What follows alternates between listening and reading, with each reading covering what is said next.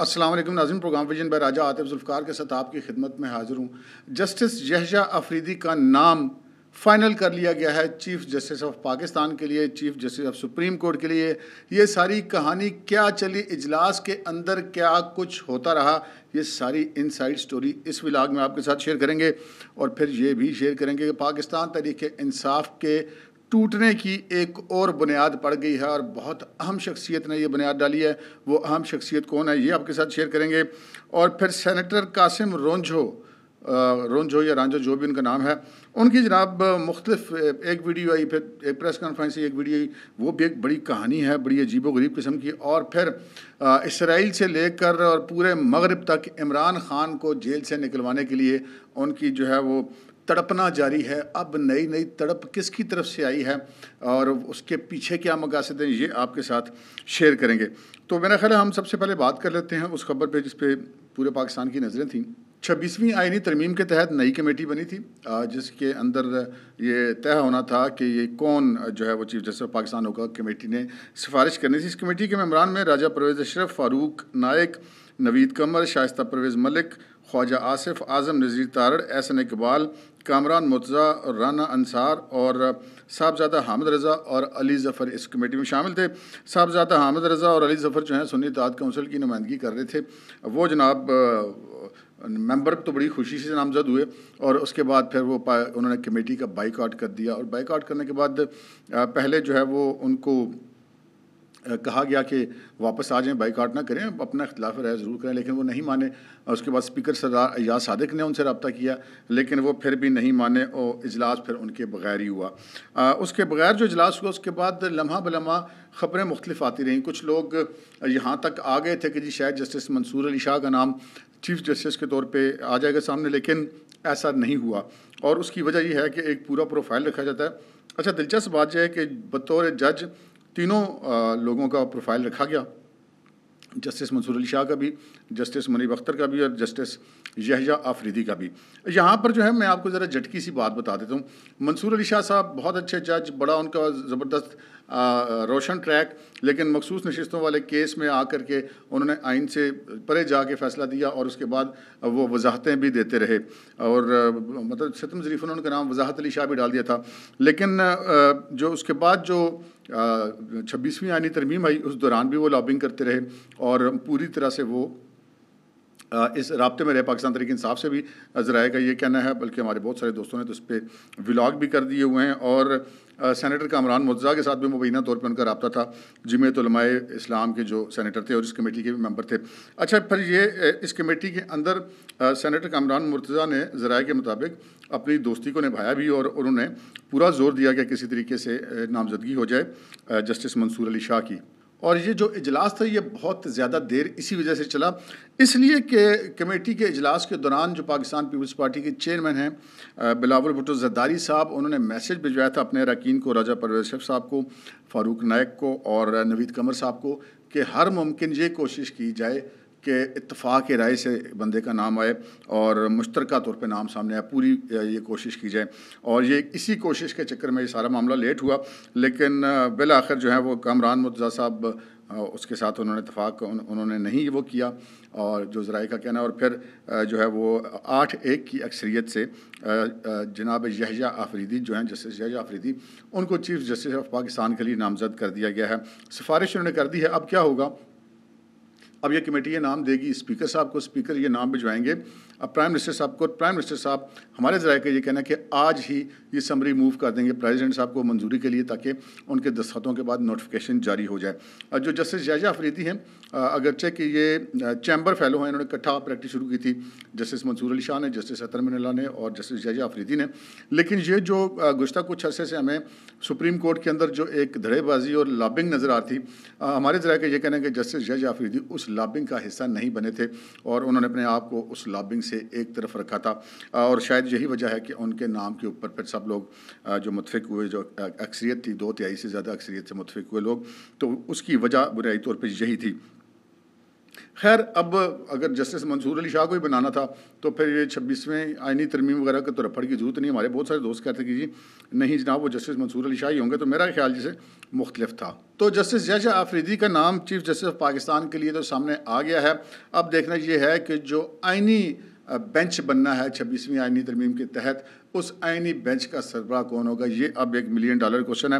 اور ممکن ہے جب میرا ولاگ آپ تک پہنچے اس وقت تک یہ نام بھی سامنے آ جائے, اور اس میں یہ بھی ہو سکتا ہے کہ وہ جسٹس منصور علی شاہ کو بنا دیا جائے, اور یہ بھی ہو سکتا ہے کہ وہ جسٹس امین الدین ہو جو جج آفریدی کے بعد ہیں, کیونکہ ابھی اس بات پہ ابھی تو کوئی ایسی اطلاع موجود نہیں ہے, کیونکہ جسٹس منصور علی شاہ اور جسٹس منیب اختر سپریم کورٹ میں سینئر تھے جسٹس جج آفریدی سے, اگرچہ کہ ویسے بطور جج جسٹس جج آفریدی منیب اختر سے زیادہ سینئر تھے, لیکن ان کو جو ثاقب نثار کے صاحب کے زمانے میں ڈیلیبریٹلی منیب اختر کے بعد لایا گیا تاکہ وہ ان سے جونیئر ہو جائیں.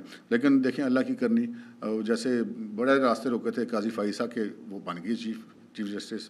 بڑے راستے روکے تھے جناب لوگوں نے جنرل عاصم منیر کے, لیکن وہ بن گئے آرمی چیف. اسی طرح اب بھی پوری کوشش تھی کہ فاروق جو جسٹس منصور علی شاہ صاحب بن جائیں, اور پھر وہ بڑے ڈھول بجے تھے کہ جناب وہ بن جائیں گے اور پھر وہ اڑا کے رکھ دیں گے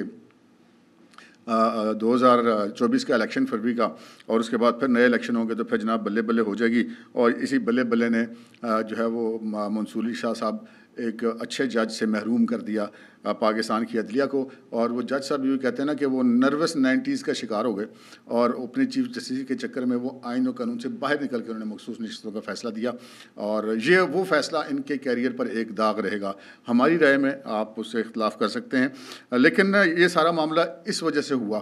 اور یہ جب اب یہ سارا کچھ ہو جائے گا تو یہاں پہ ایک اور بڑا سوال ہے. لوگ تو یہ کہہ رہے ہیں نا کہ جی چیف جسٹس کے پاس تو اب اختیار نہیں رہا, جو کچھ ہوگا آئینی معاملات تو آئینی بینچ دیکھے گا. تو اگر چیف جسٹس منصور علی شاہ بن جاتے ہیں اور آئینی بینچ کے سربراہ یا آفریدی یا کوئی اور بن جاتا ہے تو تب بھی معاملہ ٹھیک تو نہیں جناب, ایسا نہیں ہے. کیونکہ بہت سارے کیسز میں ہمیں پرابلم عدلیہ میں یہ آ رہی ہے کہ وہ کیسز میں میرٹ کے بجائے عمرانداری کو دیکھ کر فوجداری مقدموں کے فیصلے کیے جا رہے. فوجداری مقدمے تو نارمل سپریم کورٹ میں ہی آئیں گے, اور چیف جسٹس بینچ بنائے گا, وہ ججز کے پاس لگیں گے. تو یہ جتنے ہمارے 9 مئی کے مقدمات ہو گئے, یہ عمران خان کے مقدمات ہو گئے, یہ PTI کے مقدمات ہو گئے, یہ سب اپیلوں میں سے آخر میں آنے تو سپریم کورٹ میں ہیں. تو وہاں پہ جو ہے وہ چیف جسٹس پاکستان بھی ایک اپ رائٹ آدمی ہونا بڑا ضروری ہے, جس کی وفاداریاں انصاف کے لیے ہوں, نہ کہ تحریک انصاف کے لیے ہوں. تو اس حوالے سے جج آفریدی بہت اچھا فیصلہ ہے. اب دیکھتے ہیں کہ آئینی بینچ کا سربراہ کون سامنے آتا ہے. اس سے اگلی خبر کی طرف چلتے ہیں جناب, اور وہ اگلی خبر ہے ایک صاحب ہیں جی, ان کا نام ہے رچرڈ بیرسن. یہ عمران خان کے یار غار ہیں, اور ان کا بڑے اسٹرانگ ریلیشنز ہیں یہودی لابی سے, اور یہ لابسٹ بھی ہیں اور بزنس مین بھی ہیں.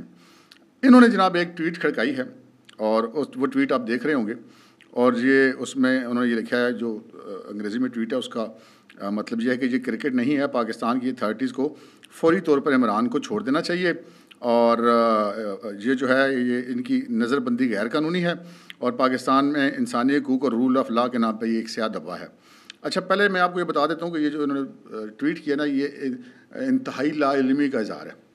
عمران خان کسی مقدمے میں نظر بند نہیں ہے. ان صاحب کو اس چیز کا شاید پتہ نہیں ہے, یا پتہ بھی ہوگا تو ڈیلیبریٹلی نہیں کر رہے. عمران خان صاحب باقاعدہ کرمنل افینسز کے اندر گرفتار ہیں. کوئی سیاسی مقدمہ ہم کس کو کہتے ہیں؟ سیاسی مقدمہ کہتے ہیں جی آپ نے کسی کو 3 MPO 16 MPO کے تحت نظر بند کر دیا ہو, یا آپ کے خلاف کوئی جو ہے جلسہ جلوس کرنے کا مقدمہ ہو, تو اس کو آپ کہہ سکتے ہیں سیاسی. لیکن چوری کا مقدمہ, توشہ خانہ چوری کا مقدمہ, سائفر سے متعلقہ مقدمے, 190 ملین پاؤنڈ کی کرپشن والے کیس, یہ سارے کیس سیاسی نہیں ہیں, اور نہ ہی یہ بنیادی انسانی حقوق اور رول آف لاء کے اوپر آتے ہیں جن پہ موصوف دھپا لگا رہے ہیں. اچھا اب یہ جو کہتے ہیں کہ پاکستان اتھارٹیز کو ایسے چھوڑ دینا چاہیے, کہ بھائی صاحب آپ جن ممالک میں رہتے ہیں نا, وہاں پہ کیا کسی اتھارٹی کے پاس یہ اتھارٹی ہے کہ کسی ملزم یا مجرم کو چھوڑ دے؟ قانون کے مطابق چلنا پڑتا ہے. اب یہ صاحب کیوں اس طرح کریں؟ ایک پہلی اور بنیادی بات, ہر آنے والے دن اللہ پاک عمران خان کو بے نقاب کر رہا ہے. جتنا اسرائیل, یورپ, امریکہ, انڈیا, جتنے اس وقت عمران خان کے لیے بے چین ہیں, سب کے سامنے. اور اس کے باوجود جن لوگوں نے اپنی آنکھوں پہ پٹی باندھ رکھی ہے, ان کے بارے میں کچھ نہیں کہہ سکتا. عمران خان کی عائلہ ملک کی کالیں آ گئیں, عمران خان کی بیوی ریحام خان نے اس کے بارے میں کردار کے بارے میں کتاب لکھ دی, وہ ہاجرہ خان نے اس کے کردار کے بارے میں کتاب لکھ دی, وہ جو عائشہ گلہ لئی تھے انہوں نے پریس کانفرنس کر کے چیخیں ماری کہ یار یہ اس کریکٹر کا آدمی ہے. اور پھر کرپشن پہ بھی آپ دیکھ لیں کہ کوئی ایسا شعبہ نہیں ان کی، مطلب وہ آپ دیکھ لیں وہ جو انہوں نے وہ ایبسلیوٹلی ناٹ والا بیانیہ بنایا تھا، اس میں بھی ان کی آڈیو آگے کہ سر شاہ محمود قریشی کے ساتھ بیٹھ کے ڈسکس کریں کہ ہم نے جھوٹ بولنا ہے قوم کے ساتھ، اور اس کے بعد پھر یہ امریکہ تو انہیں کے لیے یہ ساری قراردادیں منظور کرتا پھر رہا ہے۔ یہ سارا کچھ سامنے آنے کے باوجود جو لوگ ان کو فالو کرتے ہیں نا، ان کے بارے میں نے بڑا سوچا کہ یار ان کو مسئلہ کیا ہے۔ پھر مجھے یہ سمجھ آئی کہ یار وہ جو دجال نے آنا تھا نا، اور ہم یہ پڑھتے تھے کہ دجال آئے گا، وہ عورتیں اس پہ مرتی ہوں گی، اس کی ایک آنکھ ہوگی، اس کے منہ کے اوپر کافر لکھا ہوگا، لیکن اس کے باوجود لوگ اس کو فالو کریں گے۔ تو ہم کہتے تھے یار وہ کیسے کریں گے؟ تو اب ہمیں مطلب نظر آ رہا ہے کہ وہ کیسے کریں گے۔ مطلب یہ بھی اللہ تعالیٰ نے ہمیں دکھایا کہ دجال صغیر جو ہے اگر اس کو پیچھے ایسے ہے تو پھر جو دجال جو ہے اصلی والا وہ اس کے پیچھے بھی تو پھر لوگ ایسے ہی ہوں گے۔ تو بہرحال وہ موصوف جو ہیں وہ پاکستان کے کھاتے میں اس طرح اندر ہے۔ اچھا انہوں نے بھی نا ہر طریقے سے پاکستان کو نقصان پہنچایا عمران خان کو۔ یہ جو بھائی صاحب نے ٹویٹ کی ہے نا، رچرڈ برسن صاحب، یہ بنائی طور پہ ایک ورجن اٹلانٹک نامی ایک ایئر لائن کمپنی کے مالک ہیں۔ 2 سال پہلے جب جب 2019 سے 20 میں جب عمران خان کی کابینہ کے وزیر تھے سرور خان صاحب، اور انہوں نے وزیر وابازی نے کہہ دیا کہ پاکستان کے پی آئی اے کے پائلٹوں کے لائسنس تو جعلی ہیں، تو پوری دنیا میں پی آئی اے پہ پابندیاں لگیں۔ اب پی آئی اے کے پاس روٹس تھے برطانیہ کے بالخصوص اور پاکستان کے، تو وہ روٹس اس وقت زلفی بخاری کے ذریعے عمران خان نے بیچے تھے انصاف کو، اس لیے کہ زلفی بخاری صاحب عمران خان کے فرنٹ مین ہیں، اور ان روٹس کے وہ 2 سال ان کی جہاز چلے اس روٹ پر، اور پی آئی اے کا پٹھا بٹھا کے انصاف کو اربوں خربوں روپے کا فائدہ پہنچایا گیا۔ ایک تو اس کے پیچھے یہ وجہ ہے، اور پھر یہ پتہ چلا کہ جناب انہوں نے پھر جو ہے وہ اور بھی اس میں انہوں نے کافی ساری فوائد لیے تھے، اور جتنا ان کا تعلق جویش لابی کے ساتھ ہے وہ بھی سب کے سامنے ہے۔ اور یہ موصوف اگر عمران خان کے لیے ٹویٹیں نہیں کریں گے تو بھائی جان پھر اور کون کرے گا؟ عمران خان آئے گا پھر دوبارہ پھر اس طرح کے ان کے لوشے لگوائے گا تو تبھی بات بنے گی، کیونکہ عمران خان صاحب کو تو بس اپنی فکر ہے، پاکستان جان سے ان کا کوئی لینا دینا نہیں ہے۔ پاکستان کو البتہ نقصان کو پہنچانے کے لیے بڑے ڈیڈیکیٹڈ ہیں۔ اچھا جی، اب ہم چلتے ہیں اگلی خبر کی طرف۔ اگلی خبر ہے جناب سینیٹر قاسم رانجھو، یہ بلوچستان نیشنل پارٹی جو ہے مینگل صاحب، علی اختر مینگل، اس کے یہ سینیٹر تھے، ویل چیئر پر آئے تھے ووٹ ڈالنے کے لیے، ووٹ ڈالا انہوں نے 26ویں ترمیم کے حق میں، اور اس سے پہلے اس کے بعد جو ہے اس